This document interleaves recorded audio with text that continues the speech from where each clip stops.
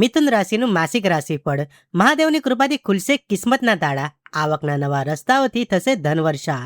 મિથુન રાશિના જાતકો માટે ઓગસ્ટનો મહિનો એકદરે ખૂબ જ શુભ અને સૌભાગ્ય લઈને આવી રહ્યો છે.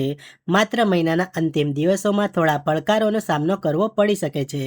આ મહિનામાં તમે લાંબા સમયથી રોકાયેલા કાર્યોને પૂરા કરવામાં સફળ રહેશો. કાર્યક્ષેત્રમાં તમારી બુદ્ધિમત્તા અને આયોજન ખૂબ જ કામ આવશે અને તમને સિનિયર તેમજ જુનિયર બંનેનો પૂરો સહયોગ પ્રાપ્ત થશે. મહિનાના બીજા ભાગમાં નોકરી કરતા લોકોને તેમના શ્રેષ્ઠ કામ માટે પ્રશંસા અને સન્માન મળવાની પૂરી સંભાવના છે. જો કોઈ કોર્ટ કચેરીના મામલા ચાલી રહ્યા હોય તો તેમાં પણ ચુકાદો તમારા પક્ષમાં આવી શકે છે. આર્થિક સ્થિતિ આ મહિનામાં સતત મજબૂત થતી જોવા મળશે.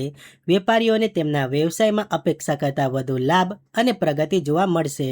નોકરી કરતા લોકોની આવકમાં પણ સારો સુધારો થશે. મિલકત, રોકાણ અથવા નવા પ્રોજેક્ટ દ્વારા પણ સારો આર્થિક લાભ થવાના સંકેતો છે.